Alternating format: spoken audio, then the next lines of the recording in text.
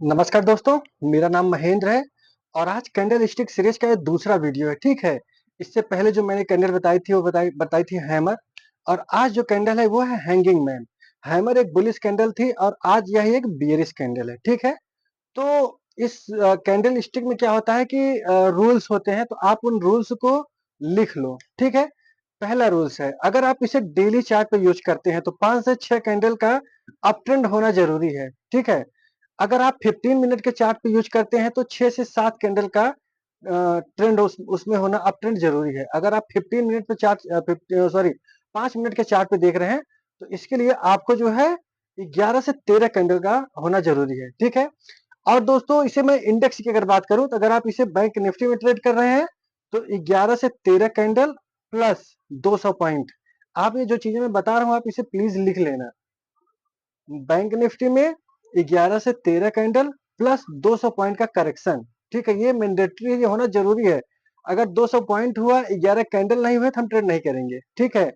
अगर 13 कैंडल हो गए या 12 कैंडल हो गए लेकिन 200 से कम पॉइंट है तो हम उसे यूज नहीं करेंगे, लेकिन 170 से 200 पॉइंट में हम इसे यूज कर सकते हैं, ठीक है? निफ्टी में अगर आप इसे ट्रेड कर रहे हो तो निफ्टी के लिए जो है 70 से 80 पॉइंट या 90 पॉइंट होना मैंडेटरी है और प्लस 11 से 13 कैंडल होना चाहिए। और स्टॉक में आपका 1.5 से 2% सॉरी 1% से 1.5% का करेक्शन प्लस 11 से 13 कैंडल। आप ये जो मैं बोला हूँ इसे आप राइट डाउन कर लो, ठीक है? तो जैसा कि आप मेरे पीछे देख रहे हैं ये मैंने शैम्पर्ड बनाया हुआ है। मार्केट यहाँ पे क्या कर रहा है कि कंसोलिडेट कर रहा है, ठीक है? फिर यहाँ पे जो है मार्केट ने ब्रेकआउट किया। अब यहाँ पे मैंने 11 से 13 कैंडल बना दी है, 1 2 3 4 5 6 7 8 9 10 11 12, ठीक है? अब 12 कैंडल के बाद यहाँ पे बना है हैंगिंग मैन। दोस्तों हैंगिंग मैन एक बेयरिश कैंडल है, ठीक है? ये बिल्कुल हैमर की ही तरह बनती है।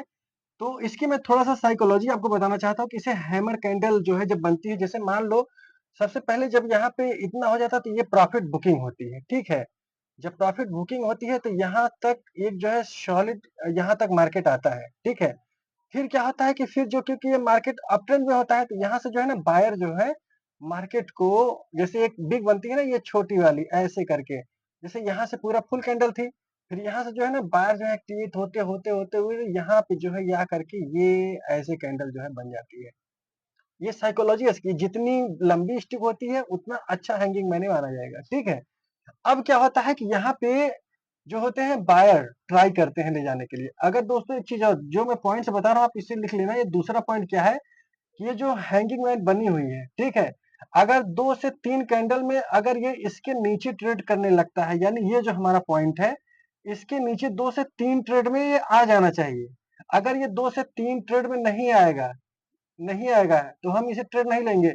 फिर क्या करेंगे, अगर यहाँ पे 2-3 मतलब 2-3 या 4 कैंडल बना करके कंसोलिडेट किया, फिर उसके बाद में अगर इसके ऊपर को ले गया, तो यहाँ से हम एक छोटा-सा ट्रेड और ऊपर साइड में ले सकते हैं। तो आपको समझ में आ गया होगा जो मैं बताना चाहता हूँ। अब क्या करते हैं कि जब यहाँ से हम अब ये जब मार्केट इतनी दूर आएगा, तो कंसोलिडेशन जैसे मैंने आपको बताया कि ये जो है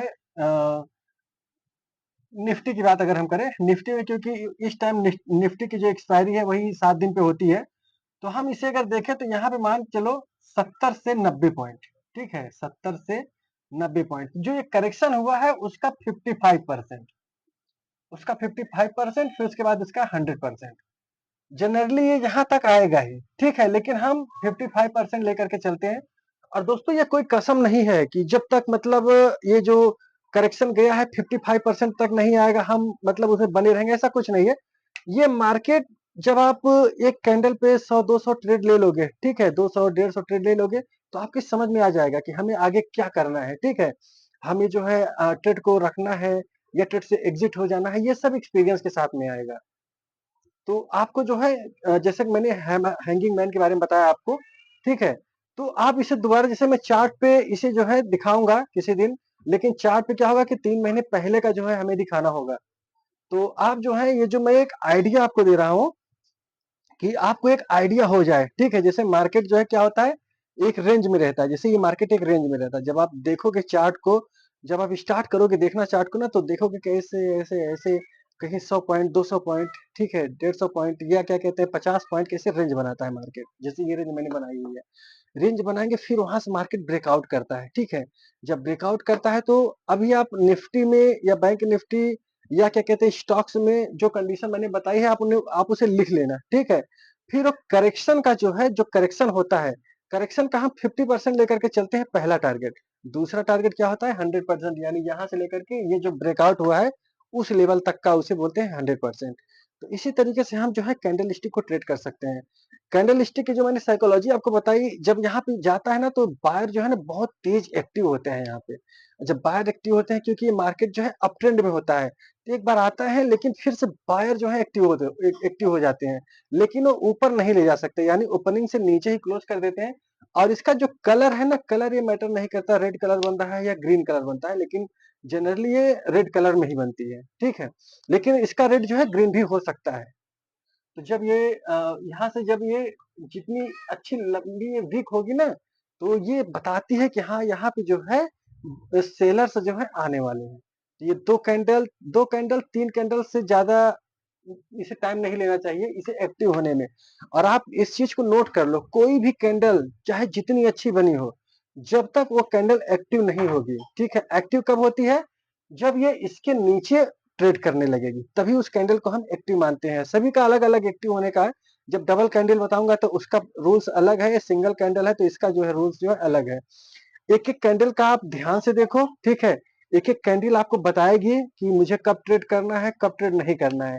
तो एक बार मैं इसे फिर से आपको बता दूँ, बैंक निफ्टी में 200 पॉइंट प्लस 11 से 13 कैंडल, ठीक है? निफ्टी में 70 से 90 पॉइंट, ठीक है? 70 से 90 पॉइंट और प्लस 11 से 13 कैंडल। स्टॉक में जो होना चाहिए हमारा 11 से 13 कैंडल होनी चाहिए और प्लस 1 से 1.5% का करेक्शन होना ज़रूरी है। तो ये रही हमारी हैंगिंग मैन कैंडल। तो आप जो है इसे ट्रेड करो, आप इसे पहले स्टॉक्स में ट्राई करो, ठीक है? स्टॉक्स में आप छोटे से अमाउंट से जो है आप ट्रेड कर सकते हो स्टॉक के। जैसे मान लो कि अगर आप ₹100 ₹200 से भी अगर आप चाहो तो आप स्टार्ट कर सकते हो, ठीक है? स्टॉक से आप स्टॉक्स में क्या होगा कि आप स्टॉक्स में जब लोगे तो धीरे-धीरे कॉन्फिडेंस आएगा, आपको चार्ट रीड करना जो है आने लगेगा। तो आप स्टॉक से शुरू करो, फिर धीरे-धीरे जब आपको कॉन्फिडेंस आ जाएगा, तब आप जो है इसे निफ्टी या जैसे फ्यूचर एंड ऑप्शंस होता है आप उसमें भी ट्रेड कर सकते हैं। तो दोस्तों इसी ये जो है जो मैंने कल आपको मैंने एक कॉपी ब दिखाई थी, आप एक-एक ट्रेड जब तक नहीं लिखोगे, ठीक है? चाहे जितनी अच्छी स्ट्रैटेजी हो, चाहे जितना बड़ा नॉलेज ले लो, लेकिन जब तक उसका डेटा आपके पास नहीं रहेगा तब तक आपके अंदर कॉन्फिडेंस नहीं आएगा, इस बात को आप लिख कर रख लो। इसलिए हमें स्टॉक मार्केट में जो भी करना है या जो भी हम कर रहे हैं उसे डे बाय डे हम लिखेंगे, तभी हमारे अंदर कॉन्फिडेंस आएगा कि हमने आज कैसे ट्रेड लिया था, कल कैसे ट्रेड लिया गया।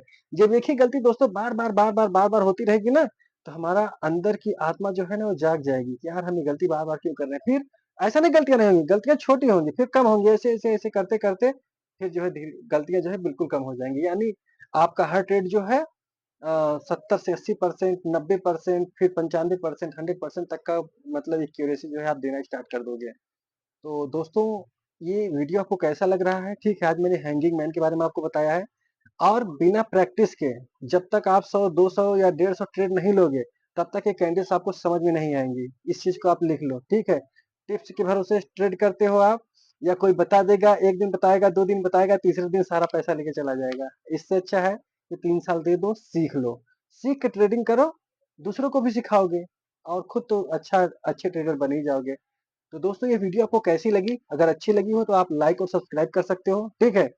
और कल फिर मैं नेक्स्ट वीडियो जो होगी मैं वो जल्द ही बनाऊँगा और आपको इसमें जो सबसे अच्छा लगा हो, आप उसे कमेंट कर लो, कमेंट में बता सकते हैं और जो सबसे बुरा लगा हो आप उसे भी बता सकते हैं, ताकि मैं उसे इम्प्रूव कर सकूँ। कहीं से भी इम्प्रूव करूँगा, चाहे पढ़ करके, चाहे जैसे करके, ताकि मैं उसे अपनी कमियों को जो है ना दूर कर सकूँ।